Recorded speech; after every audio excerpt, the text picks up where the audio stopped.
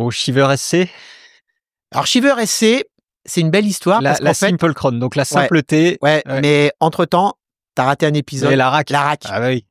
Bryson, il dit, il faut qu'on fasse une fourche inversée parce que on a quand même une sensibilité qui est top. Je vais mettre les photos des fourches à l'image pour ceux qui, déjà d'une pour les nostalgiques et puis pour ceux qui connaissent pas, parce que c'était quand même la rack incroyable. 2000, présentation 2000 presse. On est, je sais pas si on n'est pas dans le French Colorado avec Momo ou je sais plus où on l'a fait. Bryson me dit, écoute, la fourche inversée, il y a quand même un super truc, la sensibilité. Ça s'aligne, les plongeurs s'usent pas, les bagues de guidage s'usent pas. Il y a que des avantages, tu vois. À part l'histoire de rigidité. Qu'est-ce qu'on va faire? Il faut qu'on gagne aussi en rigidité en haut, en faisant une simpleté. On l'a fait en carbone. Reverse, Advance ou Arch, carbone ou un truc comme ça. La rack, c'est pas Marzocchi qui la fabrique. On savait pas fabriquer du carbone. C'est Easton.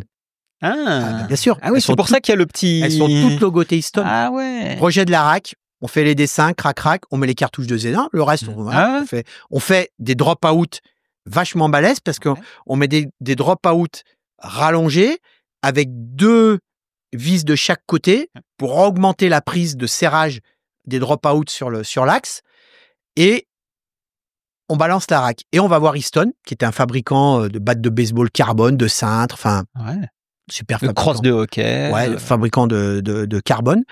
Et ils nous font les premiers prototypes de la rack. On utilise un designer, je me rappelle plus qui, mais elle est pas dessinée elle est dessinée un peu par Marzo, mais ils utilisent aussi un designer qui a l'idée d'intégrer une rack un peu plus longue pour faire un garde-boue, etc. Produit super beau. Les Italiens, de toute façon, c'est top dans le monde au niveau du design, hein, on sait, parfait. Simplement, c'est que les technologies carbone à l'époque, je sais pas exactement comment ils fabriquaient dans le détail de la rack, mais moi, des racks chez Marzo, j'en ai coupé 200 la disqueuse.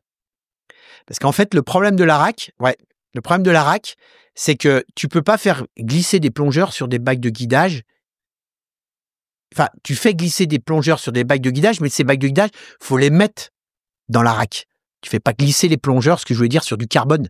Donc, ta fourche, elle est en carbone, mais derrière, il faut mettre des bagues alu qui sont usinées pour pouvoir mettre tes bushings. Mais parce que en fait c'est un petit peu pour reprendre ce que tu disais tout à l'heure, c'est-à-dire pour la détromper. C'est-à-dire qu'il faut que tout se soit aligné et tout ça. Donc en fait, parce que si elle est comme ça ou comme ça, t'es mort, hein, ça coulisse plus, hein. Et les premières, mon pauvre, elles arrivent, elles sont comme ça. Enfin, la technologie, si on résume la rack, projet exceptionnel, mais à l'époque on l'a sorti, la technologie était pas là pour la faire. Et en fait, il y en a, moi j'en ai eu une qui marchait, parce que de temps en temps, c'était bon. Alors on a trouvé d'autres solutions. Après, ils nous ont inséré des bagues en aluminium, Easton, que nous on rusinait pour donner la coaxialité et le paralysme, et on mettait les bagues de guidage. Mais ça nous prenait un temps de malade, etc. Enfin, tu vois, il fallait faire les montages. Et finalement, et autre chose, on découvre aussi, parce que sur des tests de fatigue, on se rend compte qu'il y a certaines racks, il y en a, elles passent pas les tests de fatigue, puis il y en a d'autres qui le passent. Et ça, en industrie, quand tu fais un process industriel, c'est pas acceptable. C'est où tu passes pas. Mais tu peux pas avoir de la disparité comme ça. Tu peux pas dire, il y en a une de temps en temps, elle passe pas les tests. Donc on se dit pourquoi? Et c'est là où je commence à en couper.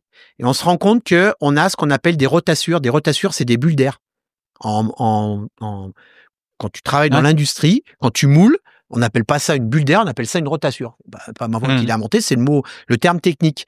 Et donc, du coup, on se rend compte que dans leur système de moulage carbone, il y a des endroits, il y a des bulles d'air, et que les racks, en fait, elles réagissent pas toutes pareilles. Et en fait, à la fin, alors ça dure des années, 2 ou 3 ans, hein, pour finalement, à la fin, dire que ce projet-là, on n'a pas les gens, on a les gens parce que Easton était très bon, mais ils n'ont pas l'outil industriel, la connaissance pour arriver à nous fabriquer des racks en série. Donc, pour finir, Bryson, il dit c'est pas grave, on va la faire en alu, et c'est là qu'est née la Shiver SC. Voilà. Bon, parce qu'on n'a pas été capable de fabriquer des racks en série. Bon, est-ce qu'il en reste des racks? Moi, j'en avais une, j'en avais même 2, j'en avais 2. Je les ai vendus. Il y a un mec qui en voulait. Il y a des mecs qui montent des musées, là. Bien sûr. Ouais, donc moi, je les ai vendus. Ouais. Il y a un mec, un jour, il me contacte, il me dit, t'es chez Marzo, t'as des racks. Je lui dis, ouais, prends-les. Enfin bon, je suis pas un collectionneur. Mais ouais, j'en avais monté une sur un spé, qui m'a été fourni par Hervé Delabre et c'était joli, hein. Ça marchait bien, hein, moi, à mon niveau, ce que j'en faisais, évidemment, Karim, ou à l'époque, c'était Guincêtre aussi qui roulait avec. Karim, quand il roule en dual avec une rack, le niveau de Karim et le mien, et quand il appuie, donc, mais voilà. Puis après, ce qui nous a surtout fait arrêter le projet, c'était la disparité dans les tests. T'imagines si on avait une qui cassait, il y a un moment donné, quand tu fais des protocoles, il faut que tout elle tienne, il faut que tu aies 100% des résultats bons. Si tu n'en as que 99, ça passe pas. Donc Marzocchi a dit, on arrête le projet. Et puis je me rappelle, on était à Bologne, autour d'une pizza, et Bryson, il dit, allez, on arrête, on fait une Shiver SC. On a déjà la double C, on fait une SC, ça sera plus simple, on a les plongeurs, on a la technologie, et puis on est parti là-dessus, quoi. Bon, Shiver SC. Donc Shiver SC, qui était content, hein. On en a fait des bonnes ventes avec la Shiver SC. Ouais. Puis on était encore sur une fourche. C'est là que finalement la partie un peu moins freeride engagée, freeride classique, les Roger Mandin, où les gens voulaient pas une fourche de DH, pas une fourche de cross-country, parce que la Z1, on n'était qu'à 130, mais déjà, la mini-fourche de DH, nous, on l'a vendue comme ça. C'était une mini-fourche de DH. Puis après, quand on a vu que ça commençait à faire ça, on a dit, tiens, on va revenir à une fourche double T, et on va faire une triple 8.